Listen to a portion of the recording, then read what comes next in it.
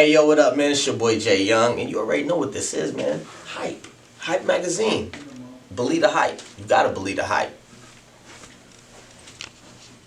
Hey, yo, it's Jerry once again. We're at the Hype Magazine offices in Atlanta. Yeah. Hey, we are doing a special live session today with my man, yOung. Yes, sir. I know you've heard his voice. He's a lyricist. You've seen his face on television, big screen. You're about to see him play a really important part in an upcoming biopic on Tupac. He plays Hussein.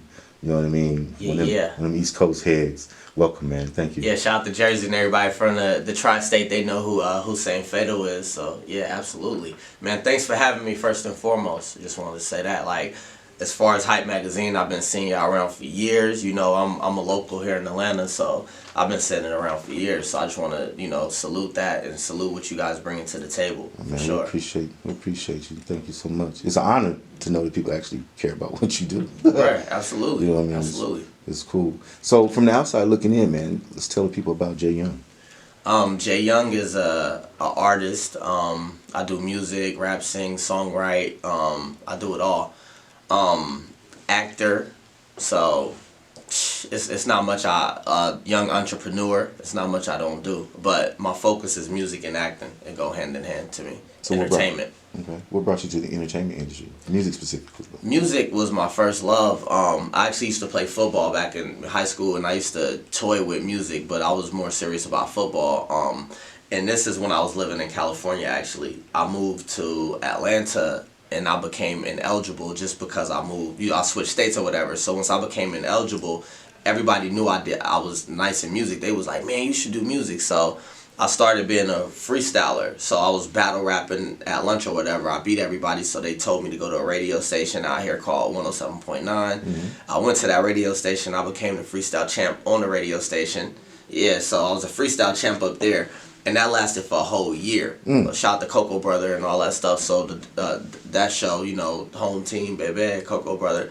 I became the freestyle champ. Nobody beat me. And then after that, I ended up getting into a battle versus a guy named Cassidy. That ended up spreading everywhere. So my name was buzzing like crazy at the time. You the guy who smashed Cassidy? Yeah. You the guy who made him pull out his notebook? I'm just asking. Hey. That's what they say. So big shout out to Cassidy, man. I definitely respect him and looked up to him at the time too. So that was a great thing. I got a chance to battle him, and then I ended up doing the Rock the Mic tour with Jay-Z. Awesome. And freestyle battling on that. I ended up winning that. Rockefeller gave me a trophy. And that was just the beginning stages of how I started, and then it went so on to mixtapes, and then started hosting the Cheddar DVD. So, and once I was doing that, hosting the Cheddar DVD and getting on camera a lot, I was more so an interviewer doing what you're doing, and doing music at the same time. So that kind of got me into even thinking about acting. Sound like a busy dude. How do you control your schedule? I mean, how do you keep your balance between music and TV? Man, I just at this point I just gotta do what I gotta do. You know what I mean? Like nothing come to a sleeper but a dream. So it's like I stay at it. Like I stay working on my craft. I stay looking for the next big opportunity. That's my main thing. Like no matter what, I'm looking for what's next. I wake up like, all right, now what's next? Okay, I did that, but now what's next? Now what's next? So that's how I stay motivated and stay doing what I'm doing. Okay. What's the most important part for you about your climbing position in the entertainment industry? The most important part about it? I don't know. I just my main thing is just doing what I love. I actually love doing entertainment. I would have quit a long time ago because it took a long time to even make money. It's a real business. Yeah. I was spending more money than I was making for years. You know what I mean? So if I didn't love this, I wouldn't be doing it. Like if I had to go chop trees for a living, I wouldn't do it because it's not what I love to do, but I love to do entertainment. Even if I wasn't getting paid to get paid, I was investing time, investing money, and now it's coming back. But so would you do music for free? I've done music for free for years. So that's already your answer. I did music for free for years. If you're looking to get a paycheck, don't hop do in it because you love it. You have to, because if it's misery to do something you don't love. Eventually looking for a quick paycheck. And some people, you know, there are those lucky few that just start and they get lucky, but the longevity in it ain't gonna last or haven't. So it's kind of like air. You got to have it because you got to breathe. Absolutely. And so you'd be missing a significant part of yourself if you were on the outside looking in. Okay. Right. I'm tracking. What's coming up for 2017? We know that you're in the Tupac movie. What can you tell us about it? I mean, without the Tupac movie? Yeah, messing with your contract or anything. It's great. Like, I'm not gonna lie to you, it's epic, it's dope, it's great, and that's coming from a Tupac fan. You know, it's dope, it's epic, like very dope. So I just love what they did with LT Hutton and Benny Boone was able to accomplish, and Demetrius Shipp and everybody that was a part of that thing. Like, it was dope. You know, just as a fan, I'm just speaking from a fan perspective. So it's super dope. All of the things that you could think about, like, is that in there? Is this in there? It's in there. You know, and I learned a lot, you know, about Tupac and his relationship with his mother and just, you know, where he lived and why and a lot of different things, why he was how he was. So are you comfortable that it's not just a money splash, something just to splash out there and get some money? They took their time and... Yeah, because, I mean, that whole thing was in the making for over 10 years. You know, so when people see it now when it's been filmed and they, you know, went like that, but it was in the making for 10 years. It took 10 years to get that thing started, so, yeah.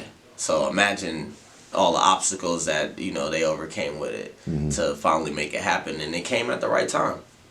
Came at the perfect time. Perfect time. You know, Feeney just passed not too long ago. True. Rest in paradise. Feeney Shakur. Absolutely. Definitely.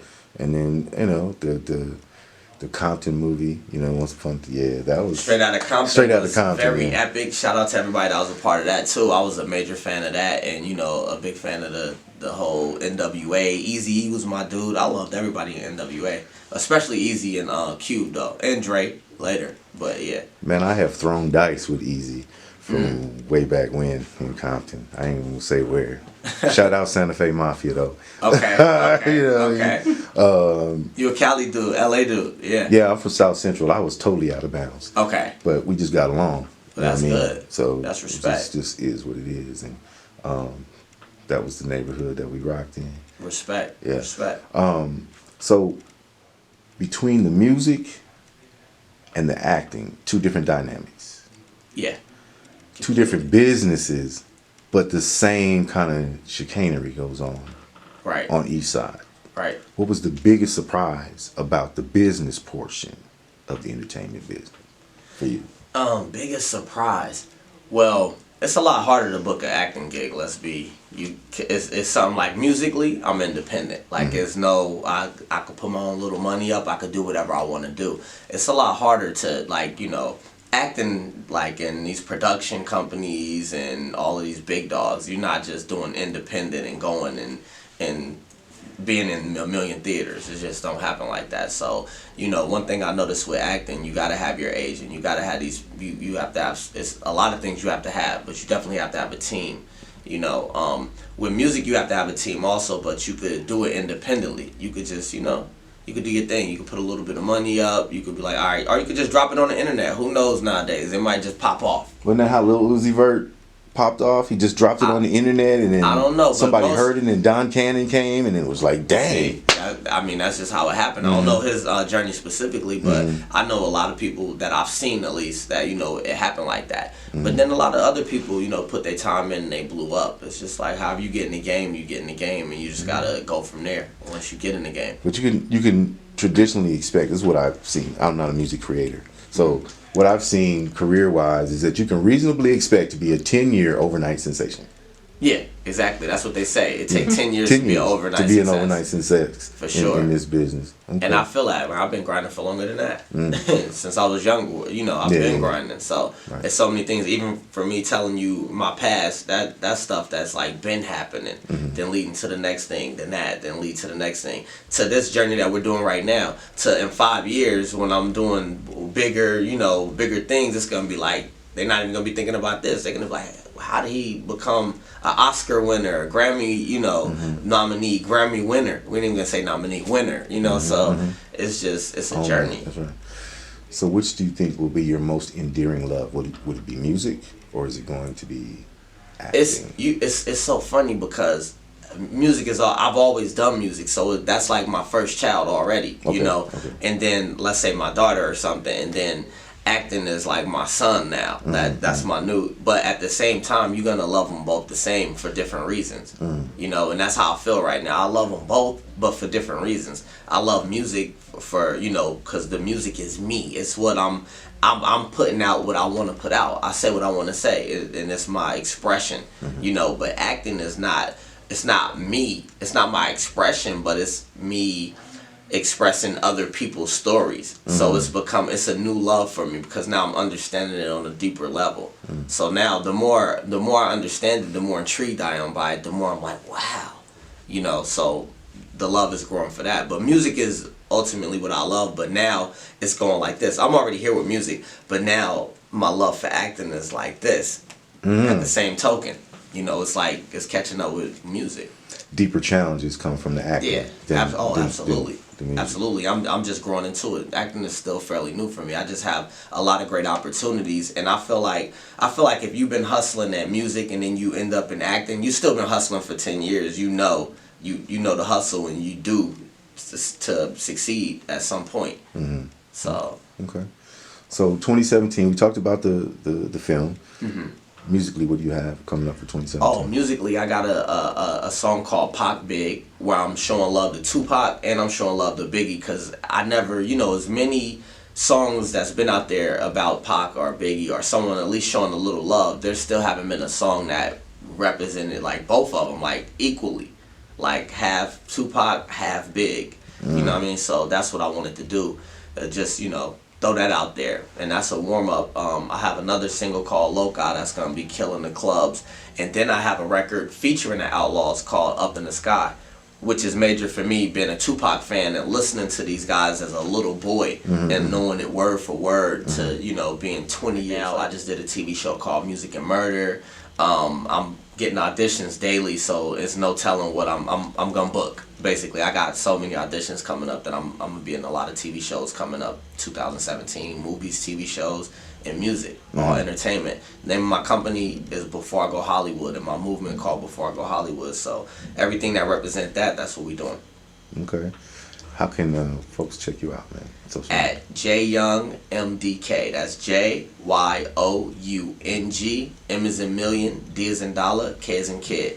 yOung MDK. That's jyoungmdk.com. That's at jyoungmdk on Instagram, Twitter, Facebook, and any other website that they have out there right He's now. branding consistently. I like that. Absolutely. I like that. You don't have to tell or just Google yOung, J space YOUNG. Like if you just Google it, everything will pop up also. All right, man.